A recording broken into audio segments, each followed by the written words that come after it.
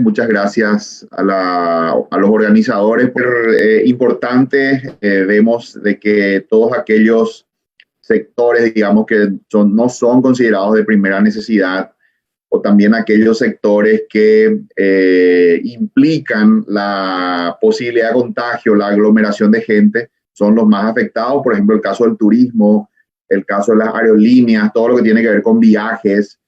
Los automóviles, ¿verdad? La venta de vehículos, que por el hecho de no ser un bien de consumo básico, digamos, también está muy afectado, y así sucesivamente. De todos aquellos sectores económicos que ofrecen bienes o servicios de consumo básico, como por ejemplo los alimentos, también servicios médicos, el sector agrícola, todos estos, digamos, que están dentro de los potenciales ganadores, son sectores menos afectados por su naturaleza de productos de consumo básico. Justamente la gente, digamos, en periodos de recesión económica como los que probablemente se vienen, privilegia el consumo de aquellos elementos o bienes de consumo básico, vale la redundancia, y deja de consumir o disminuye su consumo de aquellos que no lo son.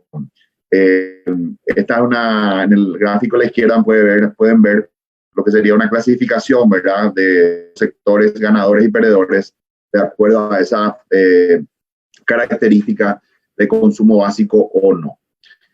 Y bueno, la crisis también nos plantea un dilema bastante difícil, ¿verdad?, entre la salud y la economía. Obviamente la salud es la prioridad porque si estamos enfermos, perdemos ambas cosas, ¿verdad? Perdemos la salud y perdemos también la economía, pues no podemos trabajar. Pero es una situación bastante difícil porque obliga a los gobiernos a tomar medidas, digamos, de cuarentena que impiden a la gente movilizarse, trabajar, y esto tiene su consecuencia económica, la paralización de ciertas actividades. Yo estimo que en Paraguay alrededor del 70% de la economía está afectada en mayor o menor medida, y un 30% es la que sigue trabajando, digamos que a plenitud, ¿verdad?, su capacidad instalada. Y este es el dilema que nos plantea esta situación.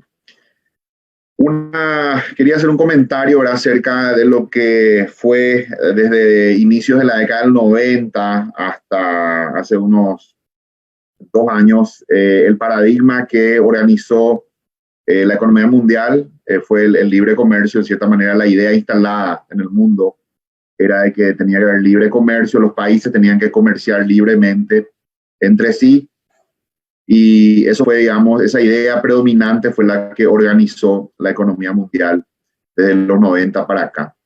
Eso generó ganadores y perdedores en diferentes países, sectores ganadores, sectores perdedores, y también hizo que los países se fueran especializando en cuanto a los 3, digamos, grandes grupos de la economía, lo que llamamos el sector primario, la producción de materias primas y minerales; el sector secundario, que es el sector industrial, ¿verdad?, que toma esas materias primas, esos minerales, y los transforma en un producto, los procesos industriales; y luego la economía terciaria, ¿verdad?, que es más bien de servicios.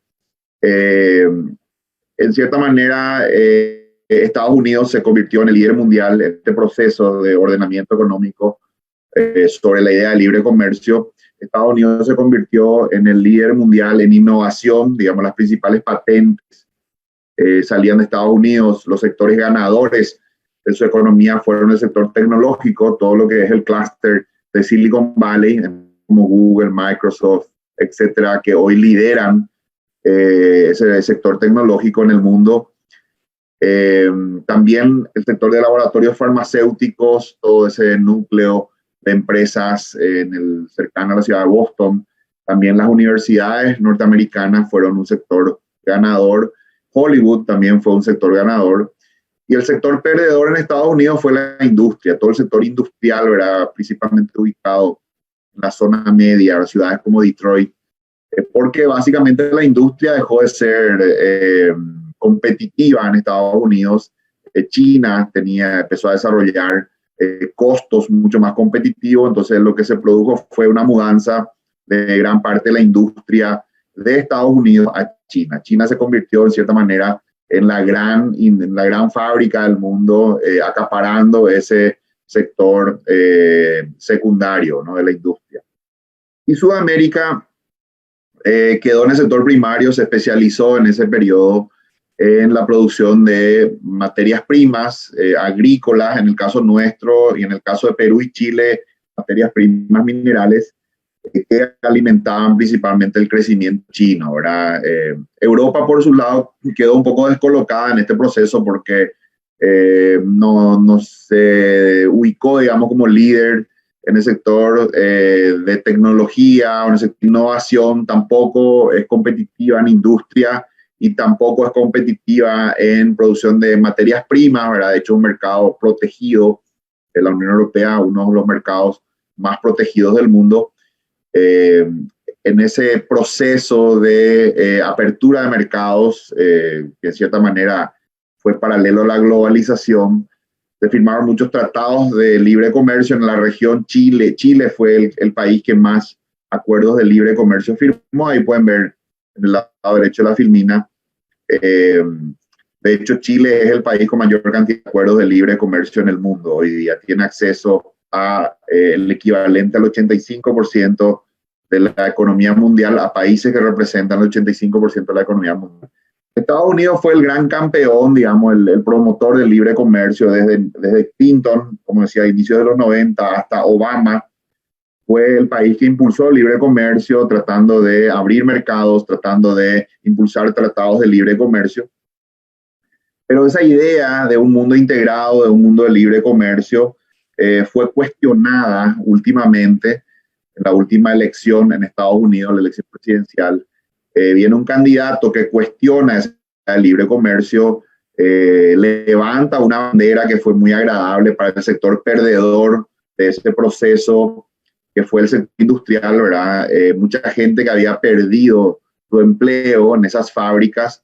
Ese candidato se llama Donald Trump, y vino y levantó la bandera, dijo, vamos a hacer América grande de nuevo. La idea era traer de nuevo las fábricas de China a Estados Unidos. Y bueno, con ese discurso gana las elecciones, y lo primero que hace a continuación es patear el tablero del libre comercio. O sea, cuestiona un paradigma que había organizado la economía mundial desde los 90 hasta finales de los 2010, y plantea un nuevo paradigma, ya no el del libre comercio, sino del de un comercio administrado. Eso significa que las balanzas comerciales resultan de ese comercio ya no van a ser, digamos, con un resultado que provenga de la competencia o de la competitividad de las empresas de cada país, sino que va a ser un acuerdo, ¿no? La balanza comercial va a ser acordada en función a,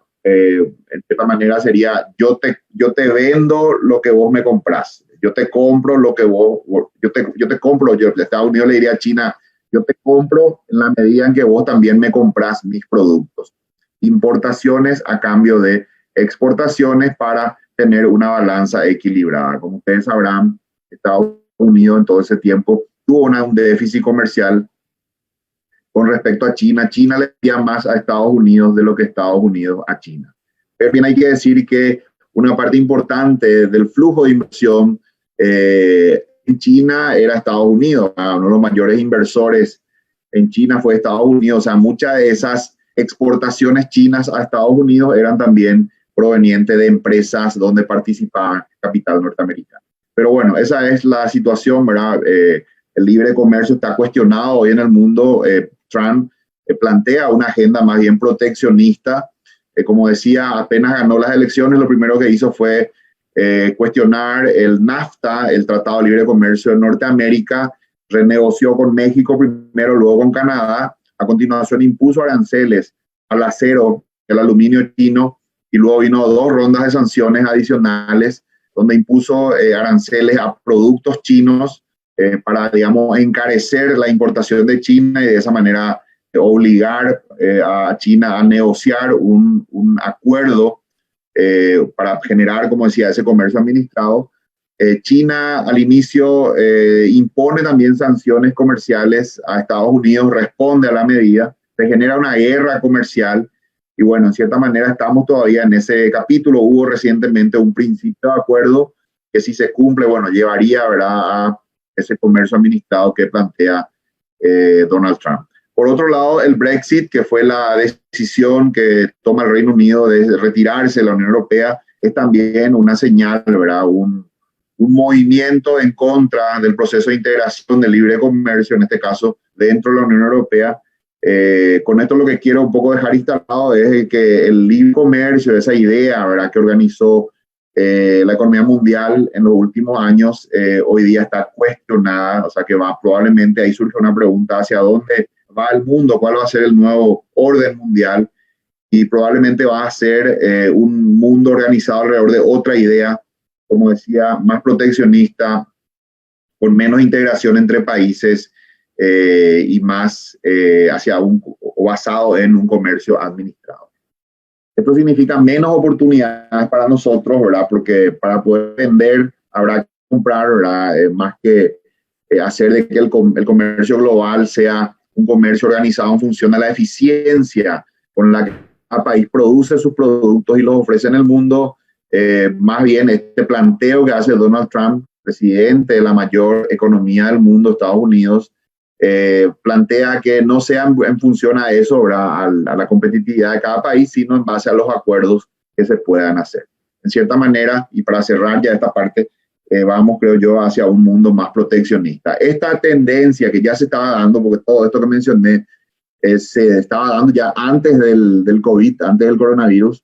Esto se ve potenciado con la crisis del COVID, porque los países van a salir de esta crisis seguramente más pobres, con economías golpeadas y también más endeudados. O sea, van a estar muy necesitados de generar o cuidar empleos, y ante esto van a estar más proteccionistas todavía con respecto a lo que estaban antes de la crisis sanitaria.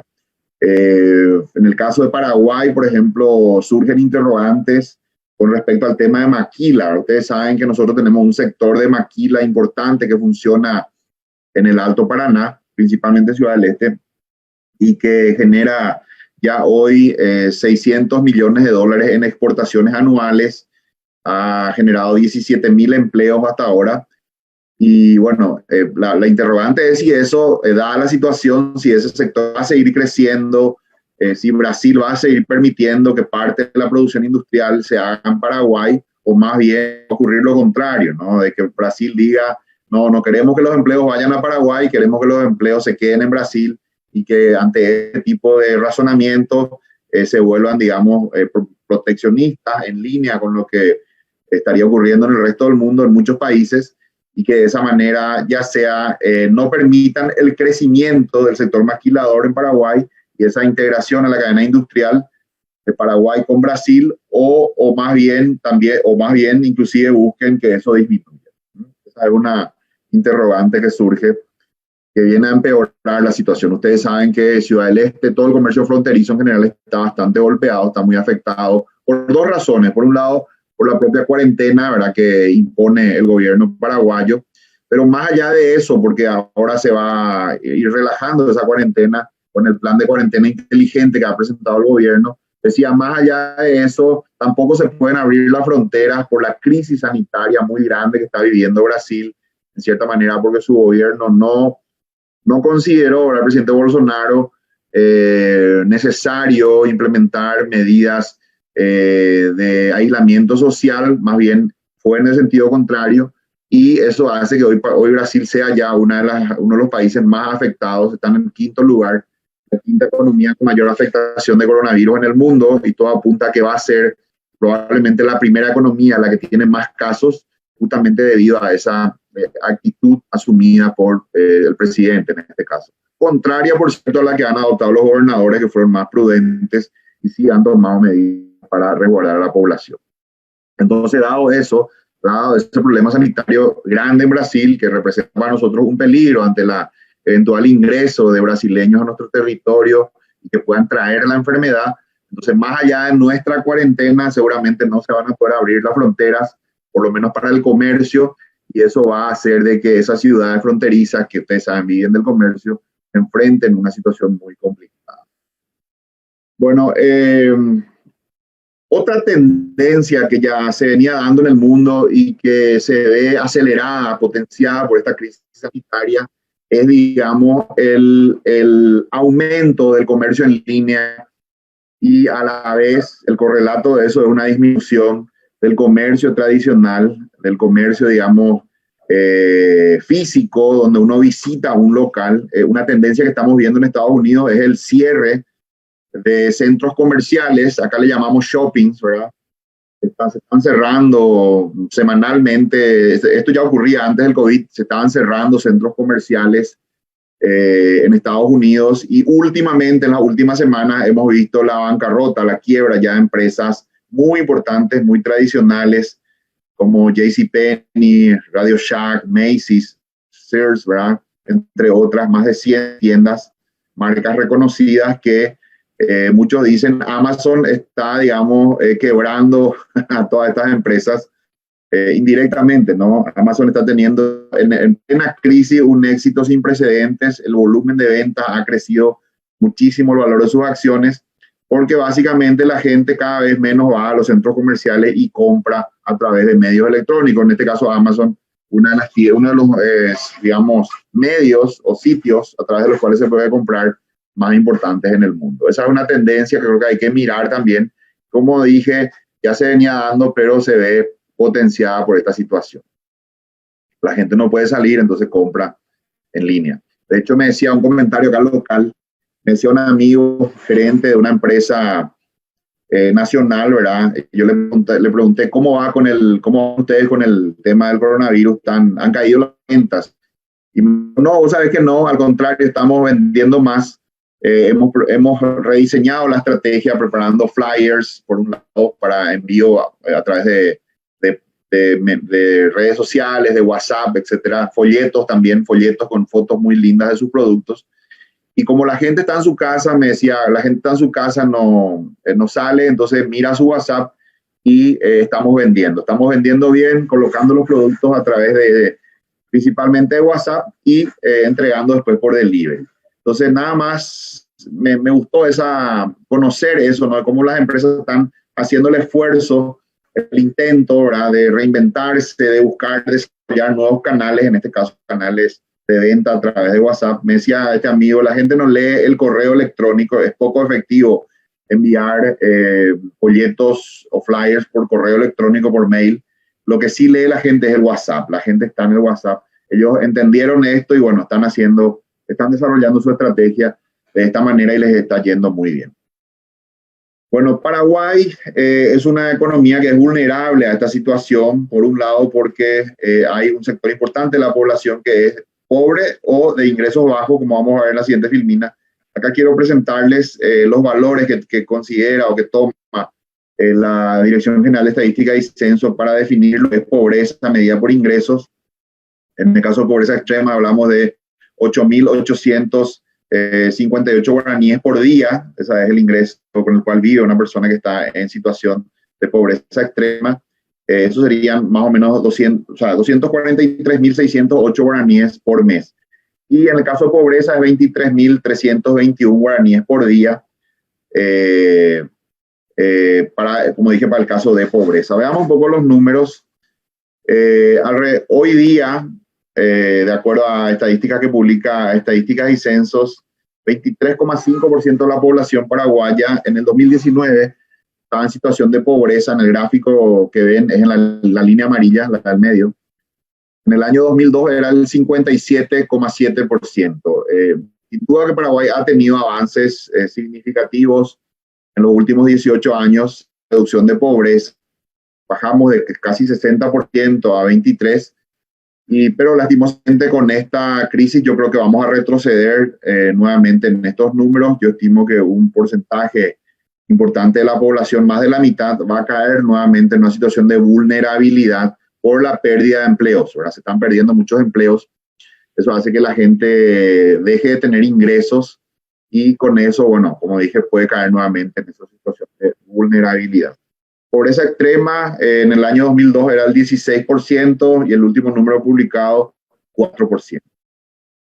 Además de la gente que está en situación de pobreza, también hay gente de ingresos bajos. Ya vamos acá, en este cuadro presentamos la población económicamente activa. Pueden ver sobre una población total de 7 millones de habitantes, el 50%, 3.562.937 son las que llamamos población económicamente activa, que son las personas que digamos que están en edad productiva, en edad de trabajar. Decía lo de la vulnerabilidad con la cual nos toma esta crisis. La distribución de la población por ingresos, el 10%, esta filmina muestra la distribución de la población por deciles. Cada grupo es el 10% de la población, el 10% más pobre al 10% más rico. El 10% más pobre tiene un ingreso medio de 493.000, digamos 500.000 guaraníes para redondear. El 10% que le sigue es de 700.000 guaraníes. Esos dos deciles, el 10% más pobre y el que le sigue, son los pobres extremos y pobres respectivamente. Constituyen el 20% de la población. Como recordarán en la filmina que presenté de pobreza, 23,4 es la población que vive en pobreza, ¿no? Después los 5 deciles que le siguen, el decil 3 hasta el decil 7, es 50% de la población, tiene un ingreso que va de los 700.000 guaraníes, que era el límite anterior, hasta, digamos, 2.363.000. Podemos decir desde 700.000 hasta salario mínimo, el ingreso mensual de otro 50% de la población, que se suma al 20 anterior. Sumando ambos grupos ya tenemos 70% de la población. El 70% de la población tiene un ingreso inferior al salario mínimo o menos. Sobre esos grupos o sobre esos deciles vienen 2 deciles que serían lo que llamamos la clase media, que tienen ingresos que van de salario mínimo hasta 9.500.000 más o menos, que concentran, como dije, 20% de la población. Y solamente un 10% de la población es la que tiene ingresos superiores a los 9,5 millones. Eso sería lo que llamamos la clase media alta y alta, ¿no? Entonces, prácticamente un 70% de la población tiene ingresos inferiores al mínimo y un 20% tiene ingresos inferiores a 9.500.000, que tampoco nos da un ingreso demasiado alto, ¿verdad? Con esto lo que quiero mostrar es la vulnerabilidad de la población debido a que mayoritariamente la población paraguaya es de ingresos bajos, en este caso 70%, ¿no? Esta es la población que va a estar más afectada porque, aparte que tiene ingresos bajos, esto hace que no tenga ahorros y que también normalmente, como vemos en este gráfico donde presento las cifras de la población que está incluida en el Seguro Social, es un 23,4% de la población económicamente activa, o sea, 1 de cada 4 paraguayos está en algún seguro social, aporta para su jubilación, y 3 de cada 4 son, digamos, cuentapropistas o dueños de pequeñas pymes o gente que trabaja por su cuenta y no tiene, digamos, un seguro social. Entonces, esta es la población que vive el día a día de lo que genera cada día, no tiene ahorros porque mayoritariamente ingresos bajos, como demostré en la filmina anterior, y ante una situación como esta, paralización económica, disminución de actividades, enfrenta esta situación de la posibilidad de caer en situación de vulnerabilidad, ¿verdad? De no tener ingresos para sostenerse. Bueno, la vivienda va a ser, la construcción en general y la vivienda en particular va a ser el principal pilar del programa de activación económica que presentó el gobierno justamente hoy, esta mañana. Vemos acá la distribución de las carteras de los bancos. Hay todavía una gran oportunidad de crecer en este segmento. Apenas un 2% es un 3,5% de la cartera total de los bancos del sistema financiero está colocada en lo que es cartera inmobiliaria, o sea, financiamiento de vivienda, y la mora de esta cartera es de un 2,14%, o sea, una mora baja, un crédito, digamos, bastante seguro, que yo estimo que va a tener un crecimiento importante. Acá hay oportunidades porque el gobierno anuncia que va a fondear de manera importante el Banco Nacional de Fomento, la AFE también, para fondear a su vez a los bancos privados y a las cooperativas para ofrecer créditos con tasas bajas, digamos, alrededor del 5% anual, para que haya un crecimiento importante de la cartera, o sea, para la gente construya su casa o amplíe su casa o compre su casa o departamento o una unidad habitacional con esos créditos a 20 años de plazo y con tasa baja. O sea que traje este tema porque creo que ahí va a haber una gran oportunidad. Todo lo que de alguna manera se conecte al tema vivienda y financiamiento va a tener una oportunidad importante en el corto y mediano plazo. Ese es un sector que también es interesante por la cantidad de empleo que genera. Según un estudio que hizo la AFD, la construcción de una vivienda genera 12 empleos directos, y hay otro estudio que habla que hay otros 12 empleos indirectos que trabajan, digamos, en la cadena de aprovisionamiento del sector de la construcción. O sea que es un sector que, si crece, genera un efecto multiplicador importante, emplea a mucha gente, y creo que va a ser muy importante en el periodo, digamos, de post-pandemia. También hay un desarrollo crediticio que está acompañando los bancos, ¿verdad? Están dando facilidades interesantes desde mi punto de vista. Por ejemplo, permiten la compra en pozo, ¿verdad? La compra de una unidad habitacional de un departamento antes de que el edificio se construya. Ese tipo de figuras ya se empiezan a ver en el mercado. Y bueno, innovación financiera también, que seguramente vamos a ir viendo, similar a lo que ocurre en el sector de venta de automóviles, en el sector inmobiliario. Por ejemplo, las cuotas con refuerzo, donde uno paga, en vez de pagar 12 cuotas anuales, paga 13 cuotas anuales, o sea, cuotas con refuerzo, o inclusive puede ser 14 cuotas anuales con 2 refuerzos. Eso permite que la cuota sea más baja. La inversión extranjera, una de las primeras reacciones que estamos viendo ante esta crisis es la salida de capitales de las economías emergentes hacia el primer mundo. O sea, como ustedes habrán escuchado esa frase, el capital es cobarde. Efectivamente vemos que es así ante una situación de incertidumbre como la que estamos viendo en este momento.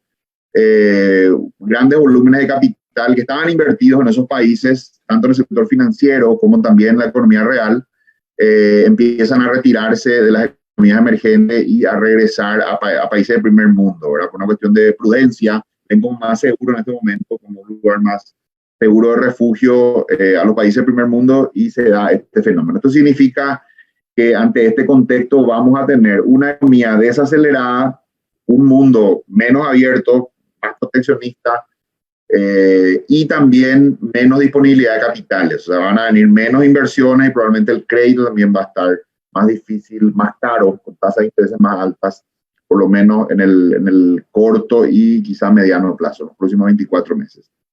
La buena noticia es que Paraguay se está aproximando al grado de inversión. Hasta ahora las diferentes calificadoras han ratificado la situación de Paraguay. Nos estamos endeudando en este momento, pero pareciera no, que la percepción sigue siendo buena de que Paraguay va a lograr, tiene los fundamentos económicos para mantener esa calificación. Y bueno, la gran apuesta es que en un plazo no tan largo, yo estimo que ya por el 2021 hay chance que Paraguay finalmente alcance el grado de inversión. Y eso ocurre, va a significar un antes y un después en la historia económica del país, debido a que, como ven en este gráfico, los países que tienen grado de inversión reciben mucho más inversión de los países que no tienen esa categoría. En el caso de Uruguay, que es un país, digamos, cercano y de un tamaño y población similar al nuestro, en el periodo en el que Paraguay estaba recibiendo un promedio de 300 millones de dólares de inversión extranjera directa, ellos estaban recibiendo 3.000, o sea, 10 veces más que nosotros, principalmente por el hecho de que son un país con grado de inversión. Perú, que es otro país con grado de inversión, estaba en el rango de los 10.000 millones de dólares, y Chile, que es el país con mejor calificación crediticia en toda Sudamérica, estaba en el orden de los 20.000 millones de dólares por año. Nada más para graficar, mencionar las ventajas de ser un país serio, de ser un país con seguridad jurídica. Eso le permite tener grado de inversión y a su vez ser, digamos, merecedor de la confianza de inversores y recibir estos volúmenes de inversión. El mercado inmobiliario es un mercado que yo creo que vamos a ver precios más bajos en parte de ese mercado, no en todo el mercado. Voy a explicar por qué. Yo creo que el mercado inmobiliario paraguayo se divide en dos partes, más o menos un 60% que son inversiones de personas acaudaladas que independientemente del ciclo económico, no van a bajar sus precios, esos no van a poner a la venta a precios más bajos sus bienes inmuebles. Y hay otros 40 de, digamos, propietarios que sí, ante una situación de necesidad, de menores ingresos, de necesidad de liquidez, yo estimo que sí van a bajar sus precios y van a poner en el mercado una oferta de inmuebles a precios más bajos. Como dije, no va a ser una cuestión de todo el mercado, sino una parte del. Por eso va a ser mixto. Vamos a ver por un lado inmuebles no van a bajar de precios, otros que a la vez sí lo van a hacer, ¿verdad? Y que van a significar una oportunidad para aquellos que estén líquidos y puedan aprovechar para comprar esos inmuebles, ya sea que estén líquidos o que tengan acceso a crédito. Acá vemos lo que fue la burbuja inmobiliaria, la crisis del 2008 en Estados Unidos, donde, bueno, desde el 2002 y el 2006, el precio de las casas no paraba de subir. Es un fenómeno, perdón, similar al que estuvimos viendo los últimos años en Paraguay, y que creo que ahora con esta crisis del COVID, por lo menos una parte de ese mercado vamos a ver una disminución de precios, una caída de precios en el mercado inmobiliario. Bueno, en el caso de Estados Unidos, la caída fue el 50%, porque muchos preguntan, bueno, si ante esta crisis vemos una caída de precios en el sector inmobiliario, ¿cuánto va a ser? Y nadie sabe cuánto va a ser. Pero por poner un ejemplo, en la crisis inmobiliaria de Estados Unidos, la última, el 2008, la caída fue más o menos el 50%. Acá vemos una página de humor que fue publicada en la revista Newsweek en febrero de 2009. Le dice la señora: nos achicamos, vivíamos en una casa de $1 millón, ahora vivimos en una casa de $400,000. Y le responde el marido que está sentado enfrente, le dice: y eso que todavía no nos mudamos. Lo que quieren decir es que la misma casa que estaba valuada en $1 millón, unos meses después, su valor había ido a $400,000. En el caso de Paraguay, increíblemente, el efecto de la crisis financiera inmobiliaria fue positivo, porque vimos un crecimiento importante del volumen de depósitos. 42,7% creció el volumen de depósitos en el sistema financiero paraguayo en el año 2008. Hay que recordar que la crisis estalla en septiembre de 2008, y en el 2009 el crecimiento fue del 48,6%. Ustedes dirán, pero ¿cómo puede ser de que en una situación de crisis mundial, porque eso fue la crisis del 2008, la crisis financiera, cómo puede ser que Paraguay aumente el volumen de depósito en su sistema financiero?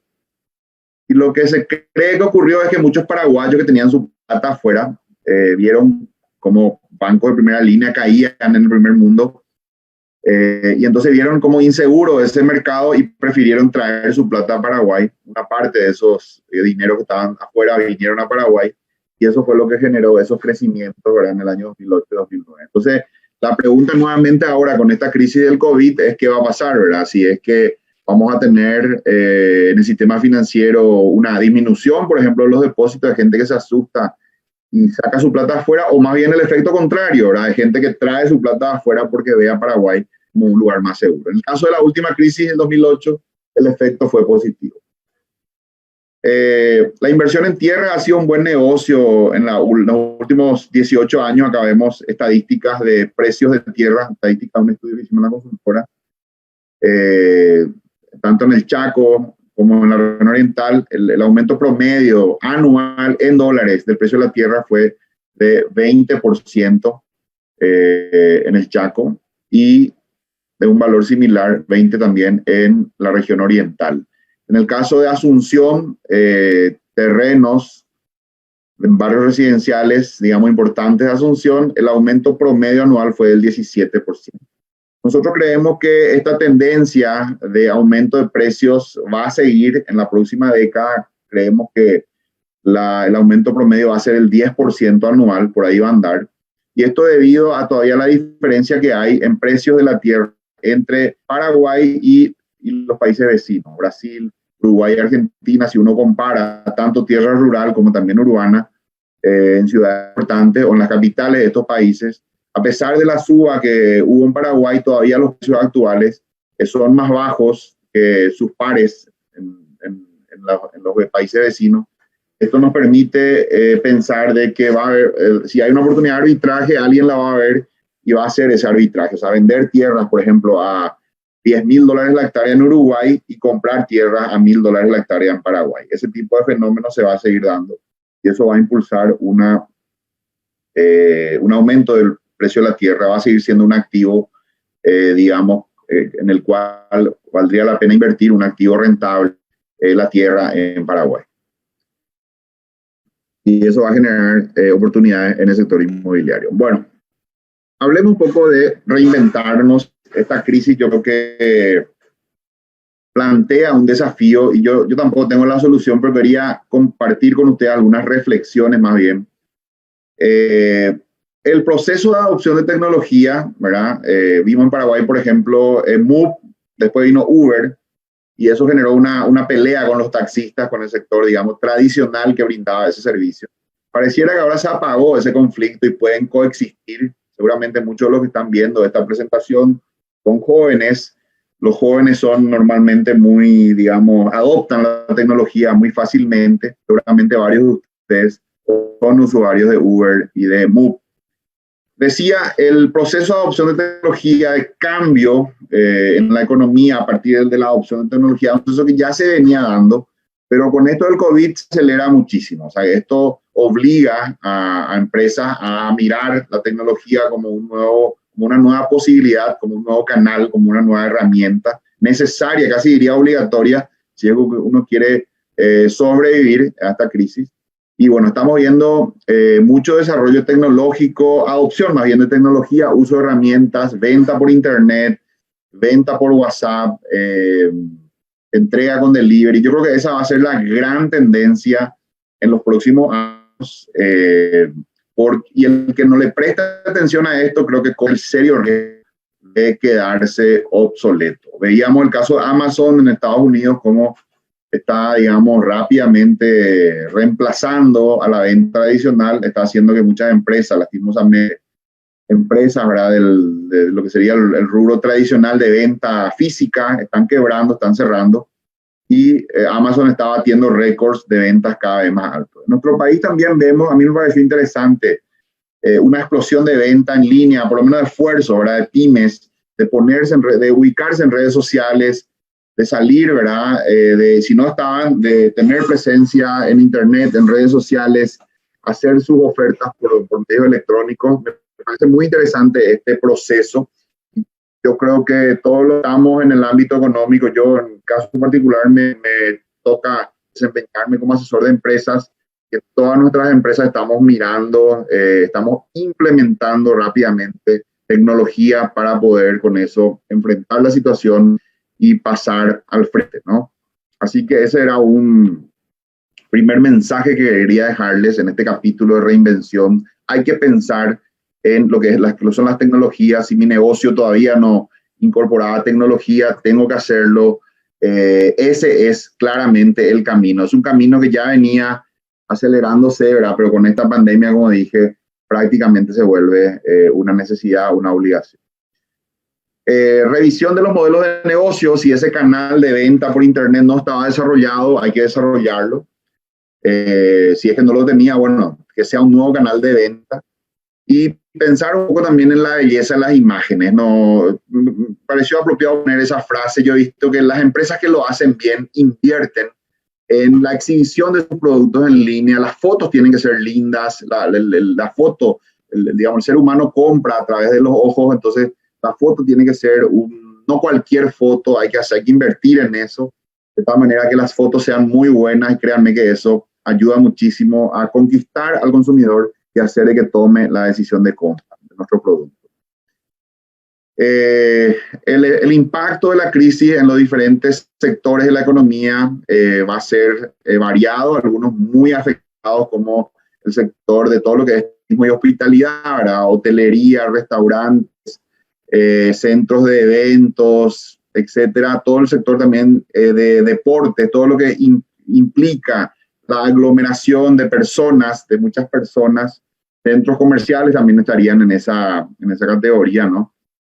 Y bueno, después sectores menos afectados, ¿verdad? Que sí van a poder seguir operando, las farmacias, el sector inclusive de comida, a la medida que se reinvente, yo creo que va a poder seguir operando, ¿verdad? En vez de atender en sus locales, un servicio de delivery o en todo caso también atendiendo en sus locales, pero con infraestructura ya adecuada al COVID, con separadores para que los clientes, digamos, no estén juntos o que haya barreras que protejan a unos de otros. Yo creo que con esas, estamos viendo ya en el mundo una nueva arquitectura que le llaman arquitectura COVID, donde los comercios, los diferentes negocios desarrollan estas infraestructuras como lavamanos al ingreso, toma de temperatura, ¿verdad? Para entrar a los locales. Ya dentro del local, por ejemplo, la cajera tiene un vidrio que le protege, un vidrio, un plástico, un vinilo que le protege, que, no, que digamos, no hace que tenga un contacto directo con el cliente.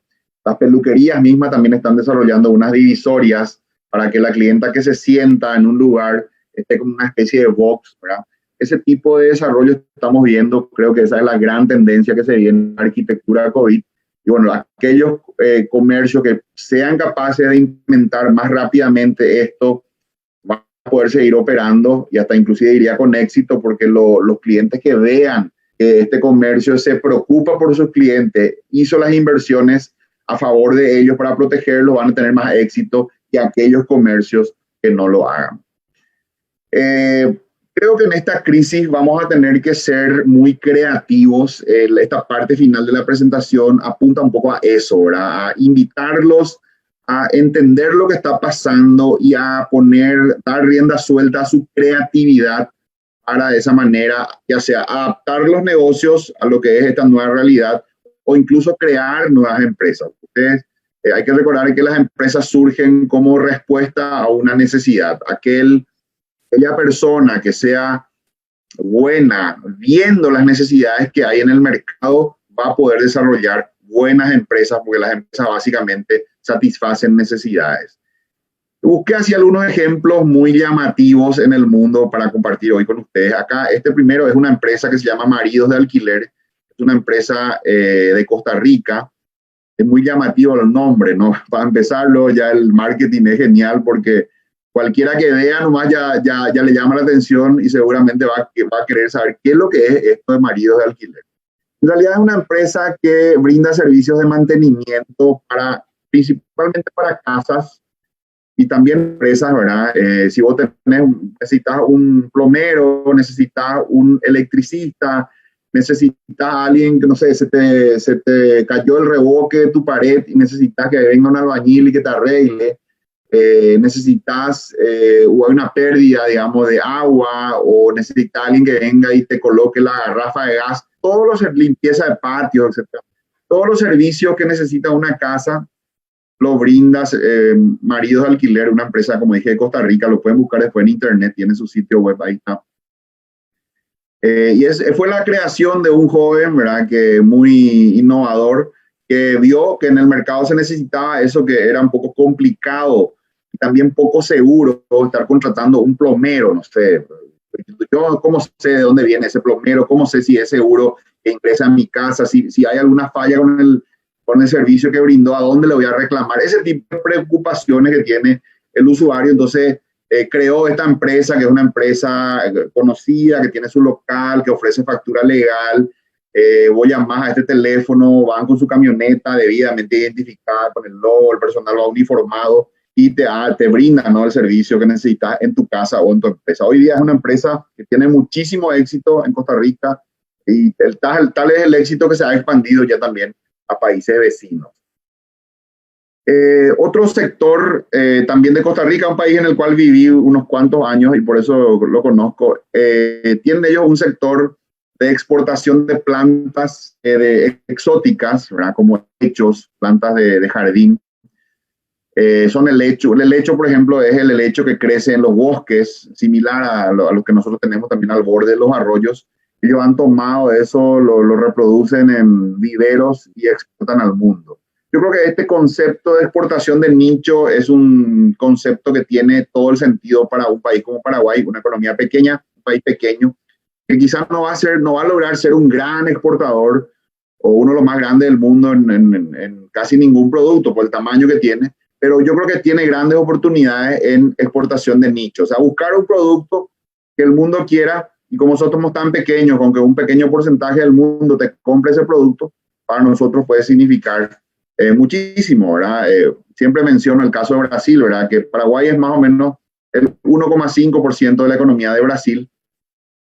Esto significa que si el 1,5% de la economía de Brasil nos para, para nosotros podría significar duplicar el tamaño de nuestra economía, pasar de 40.000 millones de dólares de PIB a 80.000 millones de dólares. Para ellos sería un 1,5% de su mercado, ¿no?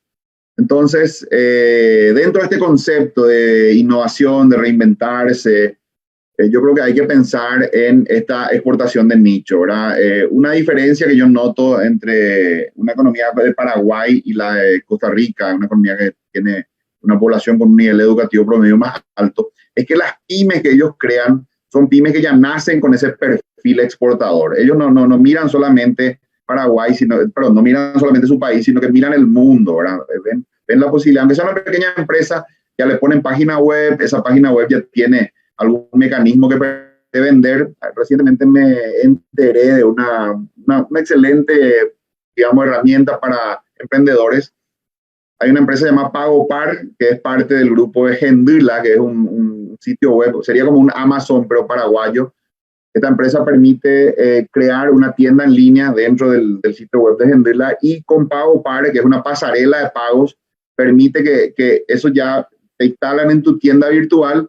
Inmediatamente uno puede, digamos, recibir el pago por cualquier medio, ya sea tarjeta de crédito, billetera digital. Es justamente una integradora de pagos, por eso se llaman pasarela de pagos, que tiene toda lista y que, bueno, voy a poner la foto de tu producto, ya viene ahí la forma, la pasarela esta que permite al usuario que va a entrar a tu tienda virtual pagar con su tarjeta o a través de cualquier medio, y ya tiene también la solución ya de PagoPar, ya viene también con el delivery. O sea que si vos sos una pyme, ni siquiera tenés que preocuparte del delivery, porque ya viene integrado el pago con el delivery. Solamente se pone la dirección a la cual se quiere que se entregue, y el delivery de ellos ya se encarga de retirar el producto y entregarlo al consumidor final. Si es que la venta es al exterior, tienen un acuerdo con DHL, también DHL se encarga de la venta, de la entrega, perdón, de ese producto en el exterior. Entonces, pensar en este tipo de posibilidades. En Brasil, vean lo que hicieron, envasaron lo que acá llamamos el mosto helado, ¿verdad? Que es un producto, ¿cómo diríamos? Marginal, porque se vende en las calles. Uno no encuentra, por ejemplo, mosto helado envasado en el súper, aunque quiera comprarlo. Y un producto de exportación muy exitoso, lo crearon en Brasil, y por lo visto que el mundo quiere tomar mosto helado, ¿verdad? Entonces están exportando con mucho éxito. Otro ejemplo de innovación, de hacer pequeñas cosas, pequeños productos, pero que luego tienen mucho éxito en el mercado internacional. En Argentina hay una empresa, es un sitio web de impresión y digitalización en línea. Básicamente, si vos querés imprimir de repente, no sé, tenés un documento que tiene 100 páginas en digital y querés que te impriman eso, vos envías eso por mail o a través de alguna herramienta, ¿verdad?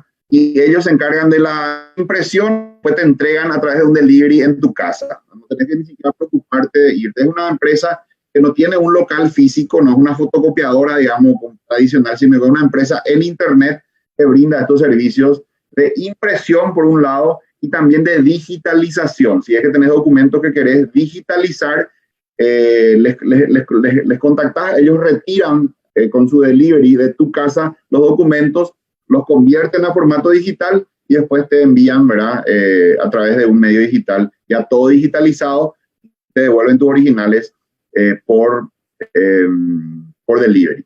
Entonces, con esto termino mi presentación. Lo que un poco quiero dejar como un mensaje final es de que no van a ser, ante esta crisis, no van a ser los que tengan más capital los que van a salir mejor parados, sino aquellos que tengan mayor capacidad de adaptación, ¿verdad? Aquellos que tengan la creatividad para adaptarse a las nuevas condiciones, para, si vendía de manera física, empezar ya a hacerlo rápidamente por internet, para crear también nuevos negocios, aquellos que quizá estaban, no sé, si yo trabajaba en un sector que está muy golpeado y que ya no va a poder seguir en el corto plazo, ¿cómo puedo crear otro negocio, meterme a otro segmento?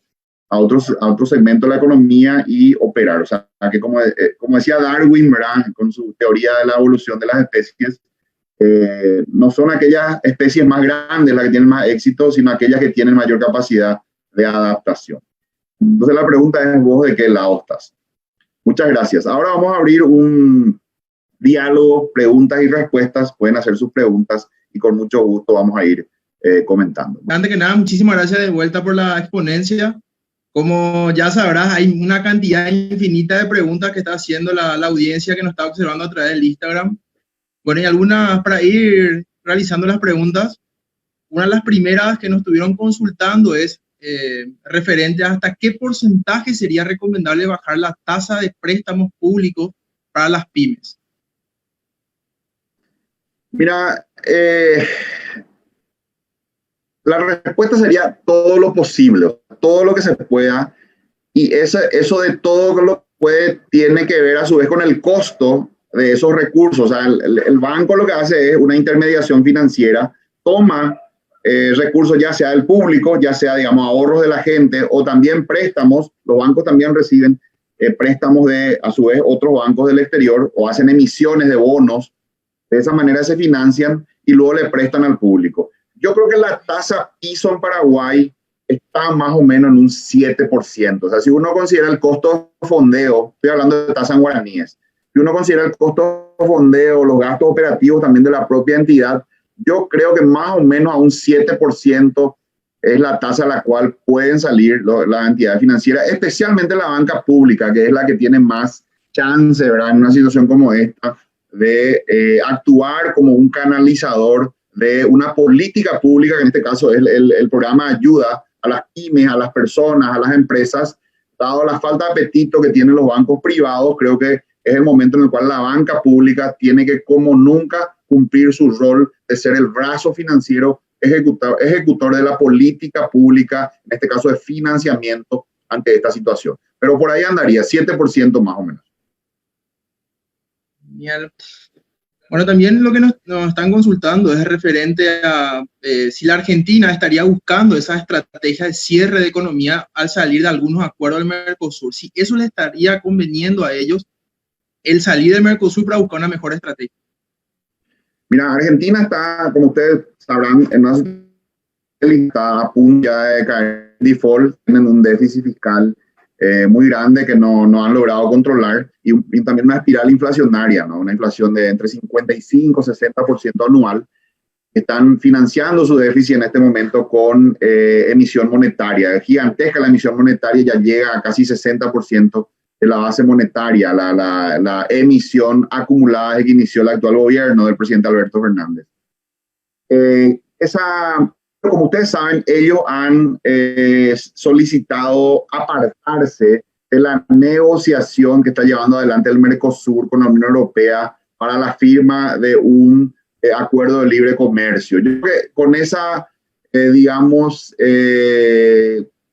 con esa acción, prácticamente Argentina se retira de ese acuerdo de libre comercio y yo creo que eso va a significar un retroceso de un proceso que de hecho ya era luego bastante difícil, porque también en Europa hay ciertos países que se oponen a ese tratado de libre comercio, Francia principalmente. Lo voy a decir en pocas palabras, porque Mercosur es la región más competitiva del mundo en la producción de commodities agrícolas. No hay forma que el campo europeo compita con los productos agrícolas y ganaderos que produce el Mercosur. Y si Europa si abre su mercado agrícola, que hoy es protegido con aranceles altos, significaría la quiebra, digamos, de los agricultores y ganaderos europeos. ¿Cuál es la fórmula o los términos de la propuesta que le hace Mercosur a la Unión Europea y la Unión Europea al Mercosur? La Unión Europea le dice al Mercosur, abrime tu mercado para que yo pueda meter mis productos sin aranceles. ¿Qué le responde Mercosur? Le dice, no hay problema, yo te voy a abrir mi mercado, pero si vos me abrís también el tuyo para los productos que yo produzco, que son commodities agrícolas, básicamente.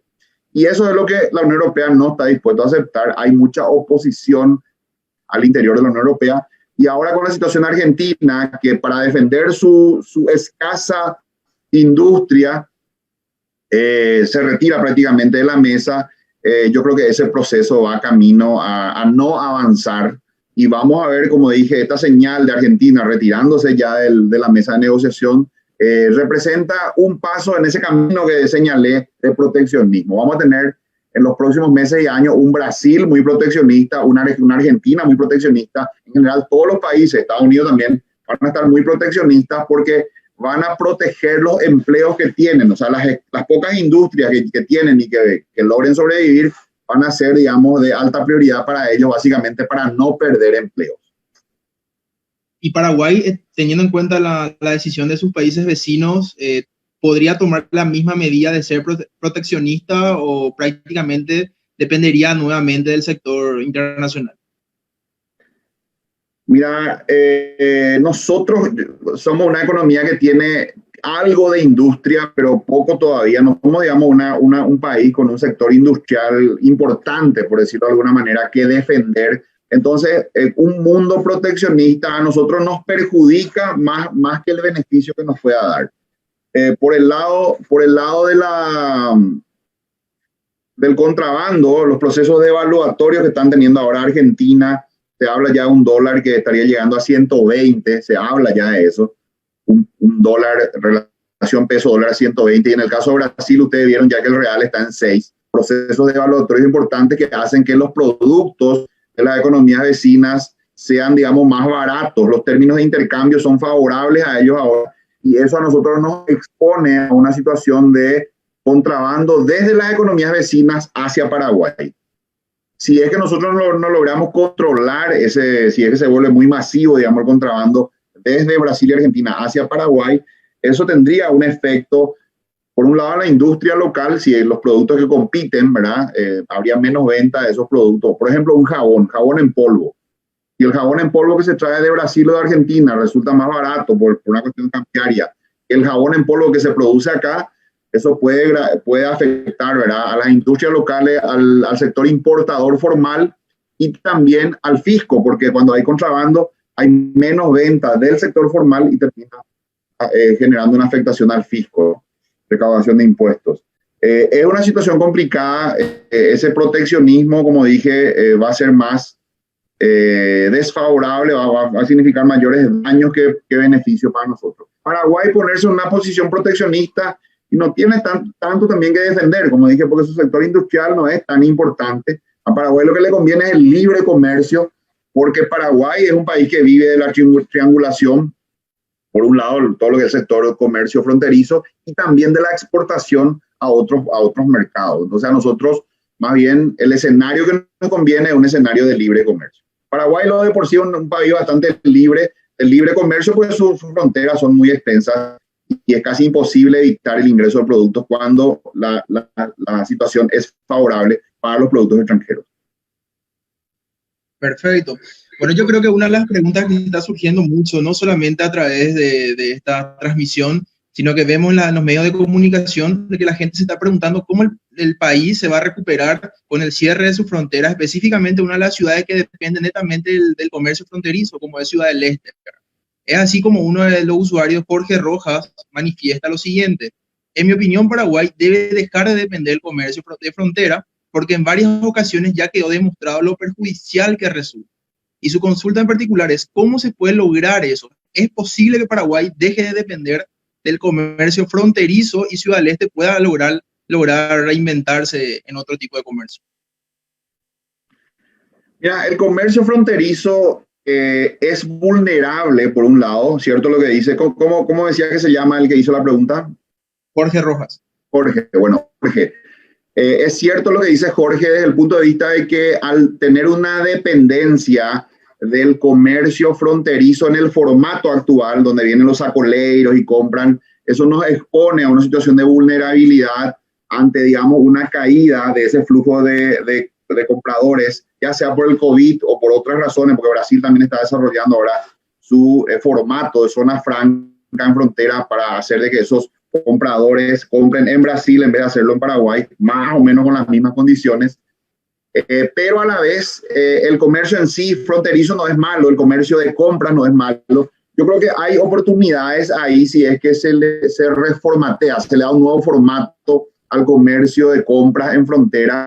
Por ejemplo, si en vez de que vengan si nosotros logramos potenciar esas, digamos, 15 cuadras cuadradas de Ciudad del Este, vamos a suponer que convertimos a Ciudad del Este en un lugar muy atractivo, muy lindo. Se mejora la infraestructura pública con calles muy ordenadas, con policía turística, reordenar un poco ese tema de los taxistas, de los mototaxistas que trancan todo el tránsito, el tema también de la gente que vende en la calle. No digo eliminar, pero por lo menos darle un formato más ordenado, ¿verdad?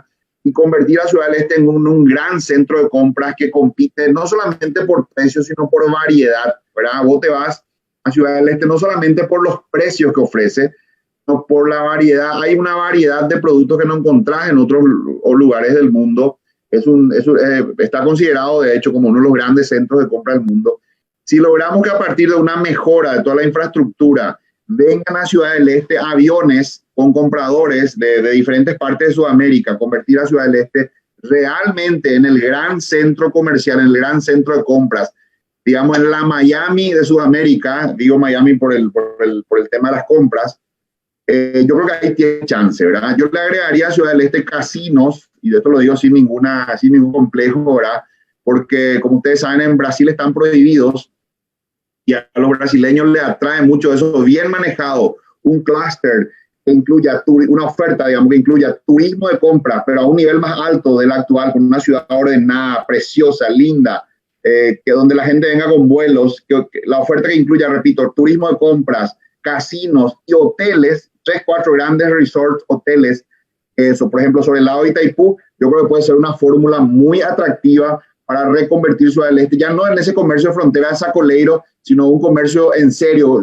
Lugares como Dubái se han reinventado de esa manera. Hoy el turismo de compras en Dubái es 1/3 de la economía de Dubái, ¿verdad? Es igual de importante que el petróleo, el turismo de compras, ¿verdad? Aviones llenos de personas bajan en Dubái solamente para poder visitar sus shoppings, comprar en sus centros comerciales. Yo creo que un fenómeno similar podemos generar en Ciudad del Este si es que se encara el futuro de esa ciudad de esa manera. No necesariamente el futuro de Ciudad del Este signifique que muera el comercio de frontera. Es una alternativa, pero yo creo que no necesariamente ese debería ser el camino. No es que el comercio de frontera de por sí es malo. Hoy, en el formato actual, nos pone en una situación de vulnerabilidad ante Brasil, pero si reinventamos eso, elevando el nivel con una infraestructura de mayor calidad, agregándole hoteles, casinos, yo creo que puede ser muy atractivo, como te dije, en un formato más parecido al de Dubái, donde realmente es un placer ir a ese lugar por la cantidad de tiendas que hay que no se encuentran en ninguna otra parte. Perfecto, yo creo que tenemos varias opciones a nivel país. Una opción, los casinos, implicaría lo que sería la unión intersectorial entre todos para ver realmente las opciones que tiene Ciudad del Este para la recuperación económica, ¿no? ¿Sabes por qué es interesante? Viste que Ciudad del Este está frente a las cataratas. Cataratas de Iguazú es el segundo destino turístico más visitado en todo el Brasil. Después de Río de Janeiro, Catarata es el lugar más visitado. Son alrededor de 3 millones de turistas extranjeros que vienen cada año y visitan las cataratas. Casi ninguno de esos turistas extranjeros cruza a Ciudad del Este, pero no, por una simple razón. Ciudad del Este no tiene una configuración que la haga atractiva. Si la gente que viene a Cataratas supiera que cruzando el puente en Paraguay está el mayor centro comercial, el centro de compras de toda Sudamérica, en un formato donde hay grandes hoteles sobre el lago Itaipú o en una zona cercana, donde uno puede hacer inclusive deportes acuáticos en el lago, donde uno puede visitar esos centros comerciales, pero espectaculares, al estilo Dubái, que de hecho esos centros comerciales ya existen. Lo que falta es la infraestructura pública, nomás las calles, ordenar un poco esa parte externa, y donde además a la noche uno puede ir a 3, 4 grandes casinos a disfrutar. Eso sería, yo te aseguro que muchos de esos turistas que visitan Cataratas se darían una escapada para también conocer Paraguay. Paraguay de esa manera se estaría integrando a ese circuito turístico de las cataratas. Pero como dije, falta darle ese formato. Es interesante el tema de los casinos, del centro comercial, de la hotelería, del transporte. Todo eso es interesante del sector servicios porque genera muchísimo empleo. Una característica que tiene el sector servicios, a diferencia de otros sectores de la economía, es que el sector servicios genera muchísimo empleo, es intensivo en empleo. Cuando hablamos de casinos, estamos hablando de mozos de restaurante, cocineros, estamos hablando de taxistas, estamos hablando de gente que limpia los hoteles, gente que administra los hoteles, estamos hablando de gente, por ejemplo, si hay canchas de golf, si yo imagino una ciudad del este con grandes hoteles ahí sobre el lago Itaipú, la orilla del lago, con canchas de golf, por ejemplo, para que los que vienen a jugar también de día jueguen golf, a la noche se vayan al casino, ese tipo de combinación. Y la cantidad de empleo que eso genera es realmente enorme. Por eso que sería muy atractivo para Paraguay desarrollar ese tipo de estrategia y no necesariamente dejar morir una ciudad como Ciudad del Este.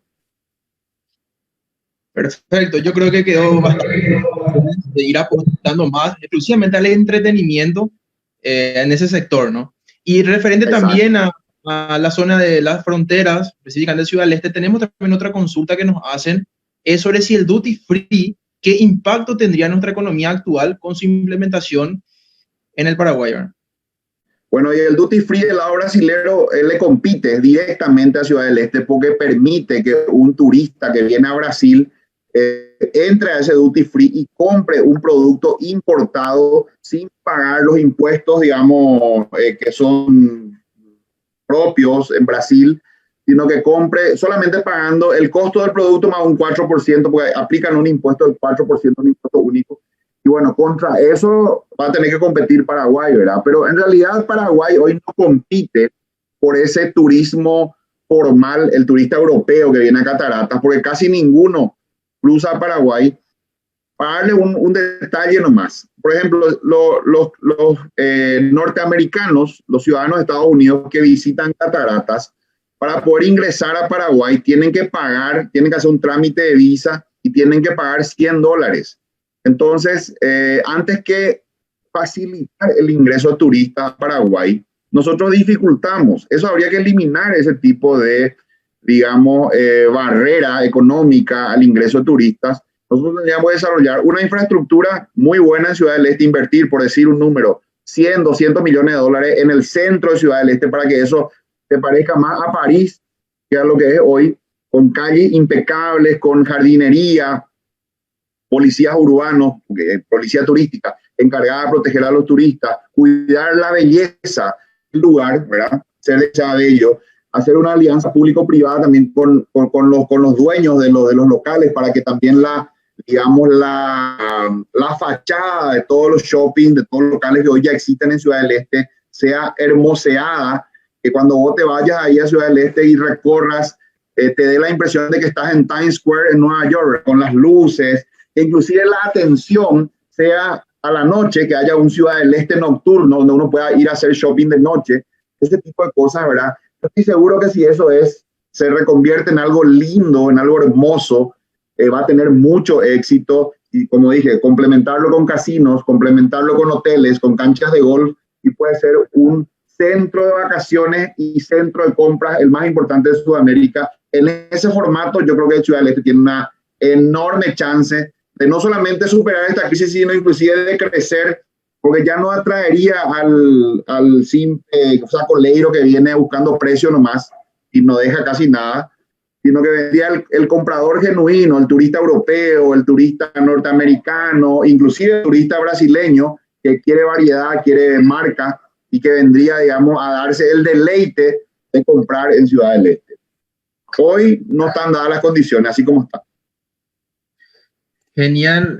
Bueno, por el factor tiempo, yo creo que una de las últimas preguntas que estaríamos realizando y que me parece bastante interesante que hace el usuario Neil Opesar es, señora Milcar, ¿las chances de alcanzar el grado de inversión en los próximos años no se verían amenazadas por el aumento de la deuda pública, el posible aumento del déficit por la caída en las recaudaciones? Mira, sí, o sea que yo creo que obviamente la respuesta es sí, si nosotros no manejamos adecuadamente el tema del déficit, ese déficit es algo que debilita nuestra posición financiera. La corrección de ese déficit va a venir por dos vías. Por un lado, por la cierta reducción de gastos que se está haciendo, que se va a hacer, vamos a ver qué tanto se hace eso. Pero por otro lado también por el lado de una reforma impositiva que nos guste o no, yo creo que se va a hacer, no por una cuestión de otra cosa más que por la necesidad propia. El Estado, por la caída de las recaudaciones, va a llegar un momento, y eso va a ocurrir en el corto plazo, en el que no va a poder sostener su funcionamiento con los ingresos disminuidos, y yo estimo que por una cuestión de necesidad de urgencia va a recurrir a ciertos ajustes impositivos, y de esa manera más o menos va a lograr calzar su presupuesto, ¿verdad? Entonces, yo creo que es más importante que el déficit fiscal para alcanzar el grado de inversión, porque las calificadoras dicen que Paraguay necesita fortalecer sus instituciones, principalmente la justicia. Paraguay ha hecho un trabajo impecable en cuanto al manejo macroeconómico, ¿verdad? La ley de responsabilidad fiscal, no incurrir en un déficit muy grande, la meta de inflación del Banco Central, la independencia del Banco Central, ¿verdad? Que no depende del Poder Ejecutivo. Son cerrojos que han permitido que Paraguay construya un ámbito macroeconómico muy bueno, reconocido por las calificadoras internacionales, pero Paraguay, dicen las calificadoras, es una ecuación incompleta. Muy bueno en lo macroeconómico, manejo macroeconómico, pero totalmente deficiente en cuanto a la fortaleza institucional. Paraguay adolece de debilidad institucional. Dicho en palabras más simples, la justicia no funciona. Paraguay es todavía un país con demasiada impunidad, donde la gente poderosa, los políticos, etcétera, pueden, digamos, cometer sus tropelías y luego la justicia no funciona, no los castiga, hay impunidad. Ese es el talón de Paraguay. Paraguay tiene que, de una buena vez, tener una justicia en serio, y el día que eso ocurra, vamos a alcanzar el grado de inversión. Yo tengo esperanza, soy, digamos, optimista, de que más tarde o más temprano eso va a ocurrir y vamos a alcanzar el grado de inversión. Perfecto, yo creo que quedó bien claro. El Paraguay necesita todavía dedicarse más en sus políticas públicas para alcanzar ese grado de inversión y tener una clase política acorde a las necesidades del país.